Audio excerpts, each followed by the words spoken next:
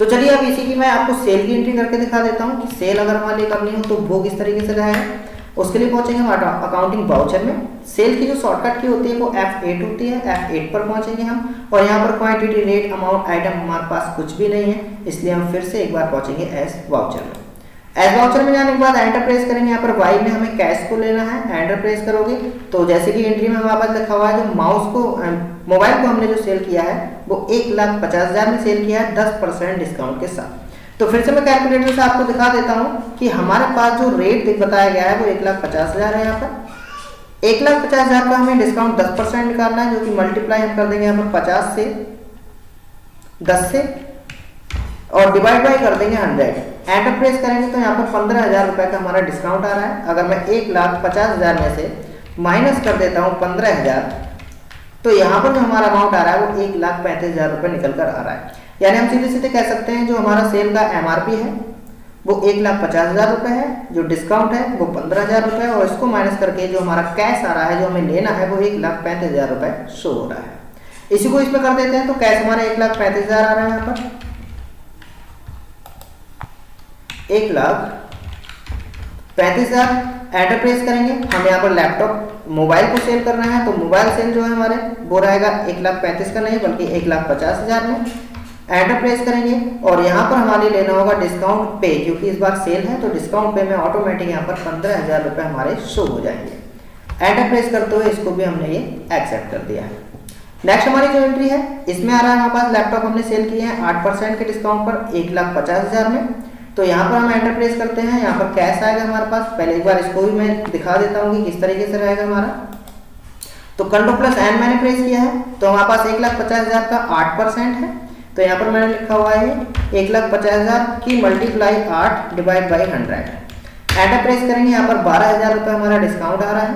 वहीं अगर मैं यहाँ पर 1,50,000 में से माइनस कर देता हूँ 12,000 तो यहाँ पर देखने को मिल जाएंगे 1,38,000, यानी हमारा जो कैश है इस बार वो 1,38,000 आया हुआ है। तो यहाँ पर हम लिखेंगे कैश जो कि रहेगा हमारा 1,38,000। एंटर प्रेस करेंगे, इसमें हमारी लैपटॉप को सेल करना है और जो लैपटॉप की कीमत है वो भी 1,50,000 रुपये है। एंटर प्रेस करेंगे, बाई में यहाँ पर हमें डिस्काउंट को पे करना है जो कि रहेगा हमारा 12,000 रुपये। डिस्काउंट हमें लिखना नहीं है, डिस्काउंट हमारा ऑटोमेटिक आना चाहिए क्योंकि उतना ही वो उसको क्रेडिट साइड और डेबिट साइड को इक्वल करना होता है। एंटर प्रेस करेंगे, ये भी मैंने एक्सेप्ट कर दिया। अब बात आती है कि बैटरी हमें सेल करनी है जो कि डिस्काउंट भी यहाँ पर देखना है और प्रॉफिट भी यहाँ पर देखना होगा हमारे लिए। एक बात याद रखना, जो हमारा लैपटॉप परचेज है, लैपटॉप परचेज की कीमत जो कि हमारी उस टाइम पर घटाकर कम आ रही थी या उसकी कीमत हमारी कम आ रही थी बैटरी की, तो यहाँ पर ऐसा नहीं है कि जो घटाने के बाद जो अमाउंट हमारे निकल कर आया था 2 लाख में से 40,000 हमने माइनस कर दिया था, 1,60,000 रुपये आए हुए थे उस समय, तो 1,60,000 को प्रॉफिट ना निकालकर हम 2 लाख रुपए पर ही प्रॉफिट को निकालेंगे और उस प्रॉफिट को जोड़ने के बाद जो अमाउंट आता है उसमें हमें डिस्काउंट को निकालना होगा। एक बार दिखा देता हूँ ये भी एंट्री हमारी किस तरीके से होगी। तो कैलकुलेटर को मैं ऑन कर लेता हूँ Ctrl+N से। यहाँ पर जो हमारे पास अमाउंट दिया गया था बैटरी परचेज का जो कि था 2 लाख, 2 लाख की अगर हम मल्टीप्लाई यहाँ पर कर देते हैं तो यहाँ पर हमारा 20% का प्रॉफिट निकालना है। तो 2 लाख का 20% की अगर मैं बात करूँ तो यहाँ पर आता है 20 डिवाइड बाई 100, यानी कि हम बात करें 40,000 का हमारा प्रॉफिट निकल रहा है। 40,000 का प्रॉफिट निकलने का मतलब ये है कि अब ये हमारा प्रॉफिट नहीं है बल्कि हम MRP जो दिखाएंगे कस्टमर को वो कितने दिखाएंगे ये चीज़ हमारे यहाँ पर डिपेंड करती है। तो 2 लाख का हमने परचेज किया था, 40,000 रुपये उसमें ऐड करके हमारा टोटल अमाउंट जो बन जाता है वो बन जाता है 2,40,000। तो 2,40,000 अभी हमारी MRP मानी जाएगी। क्लियर है?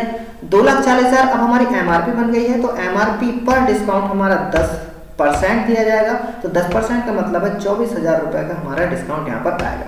तो जो हमारे पास ये 2,40,000 है इसकी मल्टीप्लाई मैंने 10 से की है डिवाइड बाई 100। एंटर प्रेस करेंगे तो 24,000 रुपये का हमारा यहाँ पर डिस्काउंट निकल कर आया है। तो 2,40,000 जो कि हमारे MRP थे उसमें से डिस्काउंट हमारा 24,000 रुपये निकल कर आया है। और अगर डिस्काउंट को मैं माइनस कर देता हूँ 2,40,000 में से माइनस कर देंगे हम यहाँ पर 24,000, तो हमारा जो अमाउंट निकल कर आता है वो आता है 2,16,000। यानी एग्जैक्ट अगर मैं बात करूं तो हमारा जो सेलिंग प्राइस है, कॉस्ट भी है, जिसको जो हमारी कस्टमर से रिसीव करना है वो 2,16,000 रहेगा। 2,40,000 रुपये हमारे MRP रहेंगे जो कस्टमर को दिखाए जाएंगे और 24,000 रुपये का डिस्काउंट रहेगा जो छूट दी जाएगी। इसकी भी एंट्री यहाँ पर करके दिखा देता हूँ। तो यहाँ पर चलते हैं हम 2,16,000 जो कि हमारे पास अमाउंट निकल कर आया है, यहाँ पर लिख देते हैं हम 2,16,000। एंटर प्रेस करेंगे क्योंकि हम बैटरी को सेल कर रहे थे, 2 लाख में खरीद कर लाए थे, लेकिन हमने प्रॉफिट के साथ यहाँ पर बताया है 2,40,000 का बैटरी का MRP रहेगा। 2,40,000 के बाद यहाँ पर हम लेंगे डिस्काउंट पे, और डिस्काउंट पे की बात करूँ तो 24,000 का डिस्काउंट आ रहा है जो कि 2,40,000 का 10% माना जाएगा। एंटर प्रेस करते हुए मैंने इसको भी एक्सेप्ट कर लिया। उम्मीद करता हूँ कि ये एंट्री आपको समझ में आ रही होगी कि किस तरीके से हम डिस्काउंट निकालते हैं या प्रॉफिट निकालते हैं। इसी का एक डायरेक्ट मेथड भी मैं आपको बता देता हूँ कि अगर मुझे इसको डायरेक्ट निकालना होता तो किस तरीके से निकालते। तो Ctrl+N से मैंने अपने इसको ओपन कर लिया है। मान लेते हैं हमारे पास 2 लाख रुपए है। 2 लाख का तुमसे बोला गया है कि 20% हमें प्रॉफिट निकालना, तो 20% प्रॉफिट हम पहले इसका निकालेंगे 2 लाख का जो कि 40,000 आएगा, और 40,000 बाद में हम उसमें जोड़कर 2,40,000 रिसीव करते हैं। तो इसको हम डायरेक्ट अगर निकालना चाहते हैं तो हम 100% में 20% को अगर ऐड कर देंगे, क्योंकि प्रॉफिट हमेशा ऐड होता है, तो 120% का हम प्रॉफिट निकालेंगे। तो यहाँ पर मैंने लिखा हुआ है 120% डिवाइड बाई 100। एंटर प्रेस करोगे, सॉरी ये 1120 हो गया है, 120 डिवाइड बाई 100 एंटर प्रेस करेंगे तो यहाँ पर डायरेक्ट हमारी 2,40,000 देखने को मिलेगा। ऐसे में बाद में ऐड करने की जरूरत नहीं है।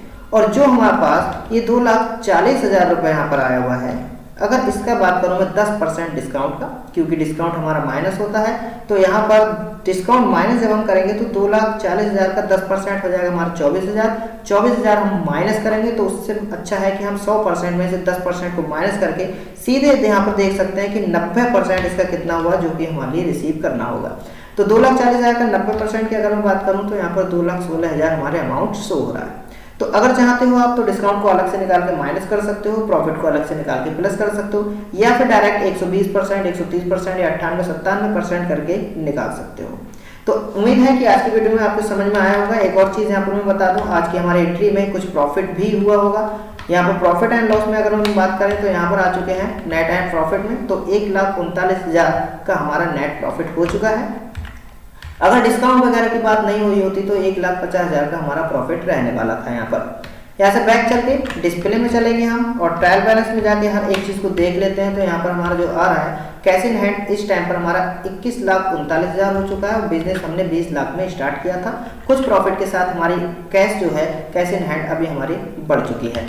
यहाँ पर सारा स्टेटमेंट आ रहा है। बैटरी सेल हमने की है 2,40,000 की, लैपटॉप पर सेल किया है, ये सेल किया है, यहाँ पर परचेज है। बाकी डिस्काउंट यहाँ पर दिखाया जा रहा है 51,000 का डिस्काउंट हमने पेमेंट किया है और 40,000 का डिस्काउंट हमने रिसीव किया था।